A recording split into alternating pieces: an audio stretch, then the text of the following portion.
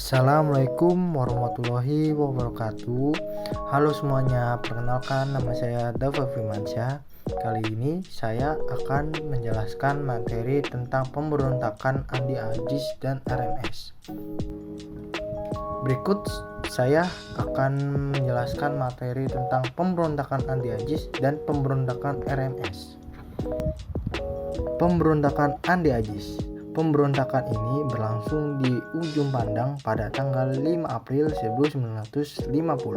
Peristiwa Andi Aziz berawal dari tuntutan Kapten Andi Aziz dan pasukannya yang berasal dari KNIL, pasukan Belanda di Indonesia, terhadap pemerintah Indonesia agar hanya mereka yang dijadikan pasukan APRIS di negara Indonesia Timur atau NIT.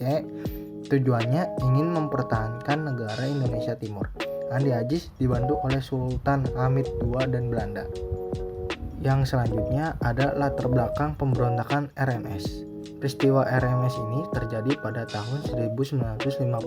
Tepatnya pemberontakan RMS terjadi pada tanggal 25 April 1950 yang terpusat di kota Ambon dan pulau sekitarnya, seperti Pulau Seram. Pada tahun tersebut, Indonesia masih terbentuk RIS. Itulah mengapa ada bagian seperti NIT yang terdiri dari Maluku, Nusa Tenggara, Sulawesi, dan sekitarnya. Pada kasus pemberontakan RMS, ketika Indonesia membubarkan RIS dan mendirikan Negara Kesatuan Republik Indonesia atau NKRI, parlemen di NIT itu sudah setuju akan menggabungkan dirinya ke NKRI. Wilayah lain sudah setuju akan menggabungkan diri menjadi NKRI. Sayangnya Maluku tidak setuju. Salah satu pihak yang tidak setuju adalah Christian Soumokil. Ia merupakan mantan Jaksa Agung Negara Indonesia Timur atau NIT. Mengapa alasan Maluku seperti Soumokil tidak setuju NIT dilebur ke dalam NKRI? Yaitu alasan tersebut terkait dengan sentimen sara, suku, agama, ras, dan antar golongan. Rakyat Maluku merasa bahwa orang-orang yang berada di pusat pemerintahan itu mayoritas berasal dari suku Jawa dan beragama Islam. Dengan latar belakang yang kuat itulah akhirnya Soumokil dan rakyat Maluku Selatan memutuskan untuk melakukan pemberontakan dengan memproklamasikan Republik Maluku Selatan.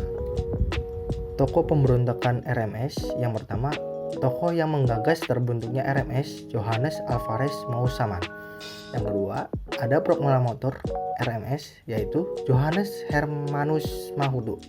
Yang ketiga, ada pemimpin pemberontakan RMS yaitu Dr. Christian Robert Stephen Soumokil. Terus ada Panglima RMS yaitu Datsun J. Samson.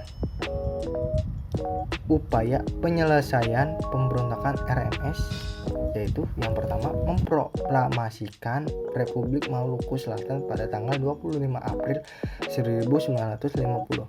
Yang kedua, mendukung Belanda. Yang ketiga, menangkap orang-orang pendukung pemerintahan RIS.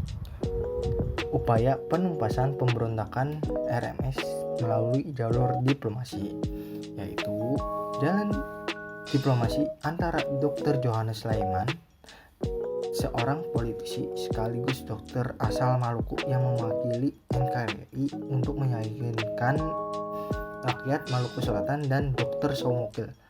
Tetapi nggak berhasil, negosiasi itu ditolak oleh Soumokil. Pemerintahan pusat memutuskan untuk menyelesaikan konflik menggunakan operasi militer gerakan operasi militer atau GOM 3 yang dilaksanakan pada tanggal 14 Juli 1950. Yang selanjutnya, untuk penumpas pemberontakan RMS, pemerintah mengirimkan APRIS, Angkatan Perang RIS, di bawah pemimpinan Brigadir Jenderal Slamet Riyadi dan Kolonel Alex Kawilarang dalam operasi Paspati. Akhirnya Ambon yang menjadi ibu kota RMS berhasil dikuasai oleh pemerintahan Indonesia pada tanggal 28 September 1950. Soumokil pun berhasil ditangkap pada tanggal 12 Desember 1963 di Pulau Buru. dan ditahan di Pulau Seram. Ia kemudian dihadapkan mahkamah militer luar biasa di Jakarta. Ditangkapnya Soemokil menjadi tanda bahwa pemberontakan RMS telah berhasil ditumpaskan. Ia dijatuhkan hukuman mati oleh pengadilan dan dieksekusi pada tanggal 12 April 1966 di Pulau Obi, Halmahera Selatan, sedangkan sebagian pendukung RMS diangkut ke Belanda. Dampak pemberontakan RMS. Yang pertama, terjadi migrasi sebagian pendukung RMS ke Belanda. Sekitar 15.000 rakyat Maluku yang migrasi ke Belanda.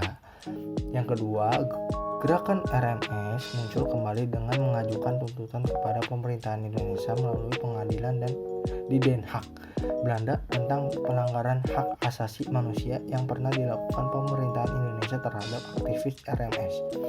Yang ketiga, RMS juga menyuruhkan kepada pengadilan untuk menangkap Presiden SBY kalau berkunjung ke Belanda. Sekian dari saya, kurang lebihnya mohon maaf. Terima kasih. Wassalamualaikum warahmatullahi wabarakatuh.